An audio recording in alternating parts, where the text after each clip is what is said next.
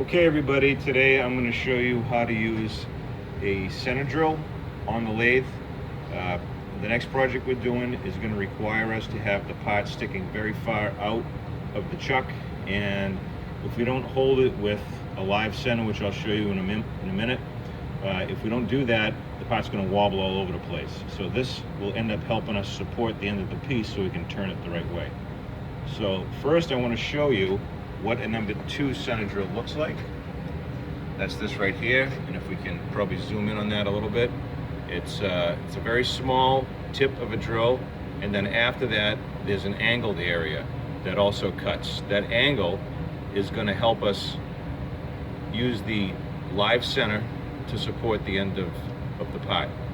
So over at the tailstock, we've got to switch out tools. Right now we've got a live center in here which spins with the part. We want to take that out of there. So to do that, I want to pull up the locking lever in the back, lock the tailstock in place, and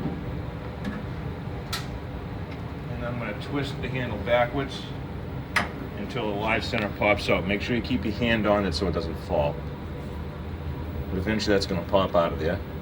There we go. Then I'm going to twist the handle back out till at least 1 inch is sticking out on the scale. Now I'm going to put the drill chuck in there. The drill chuck has this little flat spot called the tang on the back side of it. We've got to make sure that that's horizontal so this can go all the way in. If it's not, it won't go in. So if we have that horizontal, it'll fit all the way in, and we tap the end of it so it stays in place. I'm going to unlock this so I can move it.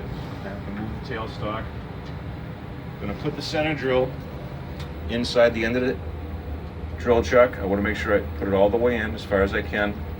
And I want to make sure I'm locking it on all 3 jaws. If not, it's going to be off center. So you just twist it, and that's locked in place. So now, the setup. I'm going to slide this down as far as we can go without smashing into the end of the piece, till we're pretty close. All right, right now we're pretty close, and I'm going to lock that lever. Locking this big lever, make sure that this entire tailstock stays locked to the machine. It won't move. So now I'm going to turn on my spindle, and I'm going to peck drill until I get about halfway up the angled portion. Right, about halfway up. We want to make sure that there's a little bit of this angled portion cutting into the end of it, so we have enough for the engagement of the live center.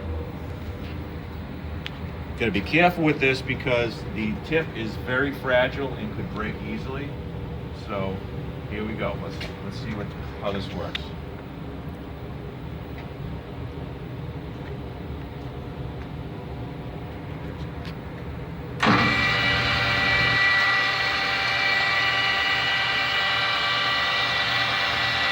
Going in slowly, take a little bit of a cut and come back out to clear the chips.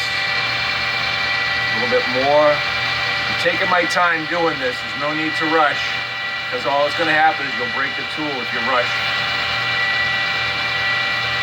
So again, I'm just cutting a little bit at a time and clearing those chips by bringing it backwards. I can see now that I'm partway into my angle. I'm going to shut the machine off.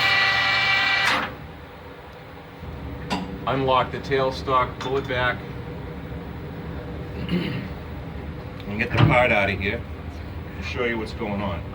So what's going to happen is, as you have this locked in the machine, the angled part is going to be sitting against this live center, and this live center is going to support it so it doesn't wobble all over the place.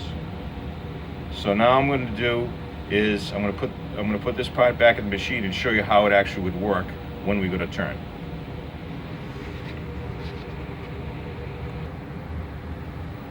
Okay, so now we have the part. You can see it's sticking way out.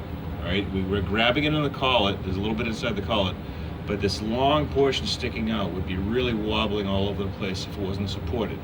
And that's what this does. The center when you bring the center in, come in contact with those two angles, go together, and we give a little bit of pressure, not too much, on the hand wheel. And then we got this second smaller lever right here. When we push that smaller lever forward, it stops this from vibrating and coming loose. And there's some things you need to consider when you're setting up for this cut. There's a lot going on here, so the way I have it set up right now, this won't actually work, because if you look down in here, right now, when I move this, I'm gonna smash this into the tailstock. So I've actually got to bring this tailstock further back. So all I'm gonna do is unlock it,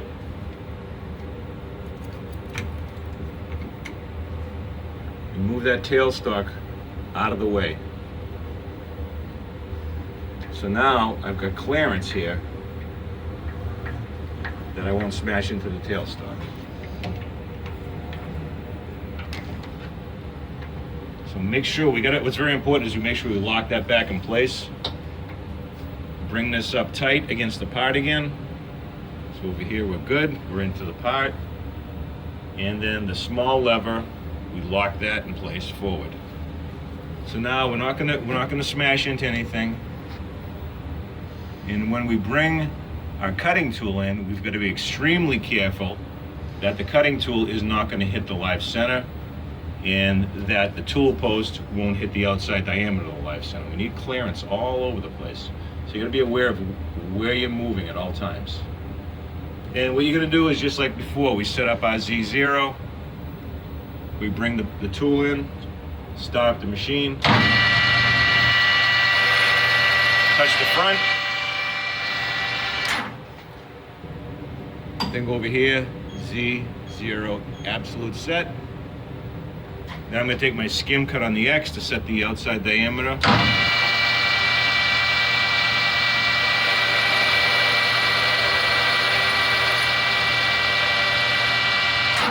So like before, I'm not gonna move that X-axis. And what I'm going to do is take a measurement on here. Now I'm not going to show you how to measure. You know how to do that. So I'll say, let's suppose that this right now measures 455 thousandths. If that's the case, I'm just going to go right over to the X and go X.455 absolute set. Now this part is ready to run.